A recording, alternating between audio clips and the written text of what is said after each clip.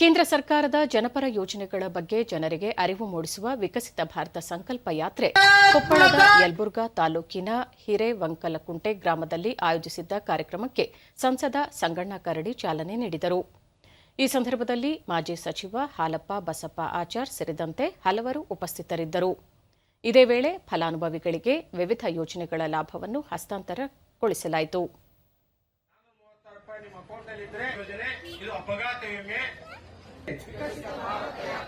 ನಾವು ಪ್ರತಿಜ್ಞೆ ಮಾಡುತ್ತೇವೆ 2047ರ ವೇಳೆಗೆ ಬ್ಯಾಂಕ್ ಅಧಿಕಾರಿಗಳು ಮತ್ತು ಪಂಚಾಯತ್ ಬಳಿಕ ಸಂಸದ ಸಂಗಣ್ಣ ಕರಡಿ ಕೇಂದ್ರದ ನರೇಗಾ, ಪ್ರಧಾನಮಂತ್ರಿ ಆವಾಸ್ ಯೋಜನೆ ಸೇರಿದಂತೆ ಹಲವು ಯೋಜನೆಗಳಿಗೆ ಜಿಲ್ಲೆಯಲ್ಲಿ ಉತ್ತಮ ಸ್ಪಂದನೆ ದೊರಕಿದೆ. 2047ಕ್ಕೆ ದೇಶ ಸ್ವಾತಂತ್ರ್ಯದ 100 ವರ್ಷ ಆಚರಣೆಯ ಸಂದರ್ಭದಲ್ಲಿ ಭಾರತವನ್ನು ಅಭಿವೃದ್ಧಿ ರಾಷ್ಟವನ್ನಾಗಿಸುವ ಪ್ರಧಾನಿ ನರೇಂದ್ರ ಮೋದಿ ಅವರ ಕನಸು ನನಸಾಗಿಸಲು ಕೇಂದ್ರ ಸರ್ಕಾರದ ಯೋಜನೆಗಳು ಸಹಕಾರಿಯಾಗಲಿವೆ ಎಂದು ತಿಳಿಸಿದರು. ಮೋದಿ ಅವರು ಅವ್ರ ಕಲ್ಪನೆ ಏನಿದೆ ಅಂದ್ರೆ 2047ಗೆ 100 ಇಯರ್ಸ್ ಆಗ್ತದೆ ಸ್ವತಂತ್ರ ಬಂದು. ಈಗ ಭಾರತ ವಿಶ್ವದಲ್ಲೇ ಮುಂಚೂಣಿ ರಾಷ್ಟ್ರ ಆಗ್ಬೇಕಂತೇಳಿ ಸಂಕಲ್ಪ ಇದೆಯಲ್ಲ, ಆ ಸಂಕಲ್ಪ ಇವತ್ತು ನಮ್ಮ ಜನರ ರೆಸ್ಪಾನ್ಸ್ ನೋಡಿದ್ರೆ ಅದು ನಾವು ಇವತ್ತು ಪೂರೈಸ್ತೀವಿ ಅಂತೇಳಿ ನಮ್ಗೆ ಅನಿಸ್ತು.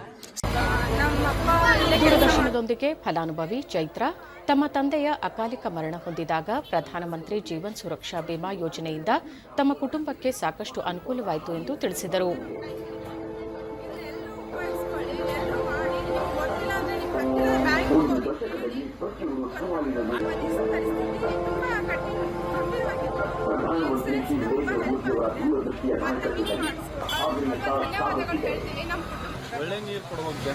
ಮತ್ತೋರ್ವ ಫಲಾನುಭವಿ ಅಯ್ಯನಗೌಡ ಆರ್ ಕೆಂಚಮ್ಮನವರ್ ಕೇಂದ್ರ ಜಲಜೀವನ್ ಮಿಷನ್ ಯೋಜನೆ ಜಾರಿಗೆ ತಂದಿರುವುದರಿಂದ ಪ್ರತಿ ಮನೆಗೂ ಶುದ್ಧ ಕುಡಿಯುವ ನೀರು ಪೂರೈಕೆಯಾಗುತ್ತಿದೆ ಎಂದು ತಿಳಿಸಿದರು.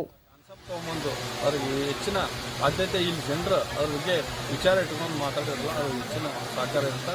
ಅದಕ್ಕೆ 2024ರಲ್ಲಿ ನರೇಂದ್ರ ಮೋದಿ ಅವರು ಮತ್ತೆ ಪ್ರಧಾನಿ ಆಗ್ತಾರೆ. ರೈತರ ಬಗ್ಗೆ ಇಚ್ಛಾಶಕ್ತಿ ಇರೋರು ನರೇಂದ್ರ ಮೋದಿ ಅವರು.